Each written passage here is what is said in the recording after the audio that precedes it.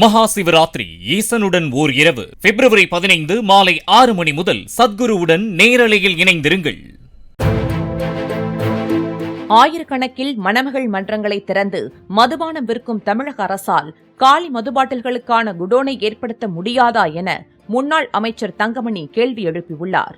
டாஸ்மாக் ஊழியர்களை பணி நிரந்தரம் செய்யும் வாக்குறுதியை நிறைவேற்றக் கோரி அண்ணா தொழிற்சங்கம் சார்பில் சென்னையில் பேரணி நடைபெற்றது. அதில் பங்கேற்ற அவர் அதிமுக ஆட்சியில் நியமிக்கப்பட்டவர்கள் என்ற ஒரே காரணத்திற்காக டாஸ்மாக் ஊழியர்கள் பழிவாங்கப்படுவதாக கூறினார். இப்பொழுது எப்படி டாஸ்மாக் கடையை மூடுகிறோம் என்று சொல்லிவிட்டு அதை மூடாமல் வீதிக்கு வீதி மணமகள் மன்றம் என்று சொல்லி ஆயிரக்கணக்கான கடை கொடுத்திருக்கின்றார்கள். இந்த யாரும் மக்கள் நடமாட்டம் இல்லாத பகுதியிலே அந்த குடோனை வைத்து அந்த பாட்டிலை திரும்ப பெற்றால் அது சரியாக இருக்கும்.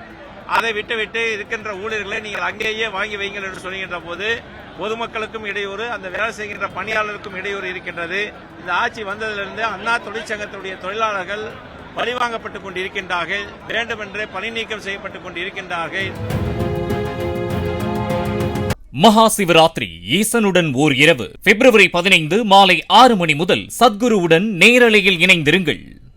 பிளே ஸ்டோர் மற்றும் ஆப் ஸ்டோரில் இருந்து பாலிமர் செயலியை QR கோடு மூலம் பதிவிறக்கம் செய்யுங்கள். செய்திகளை உடனுக்குடன் பெறுங்கள்.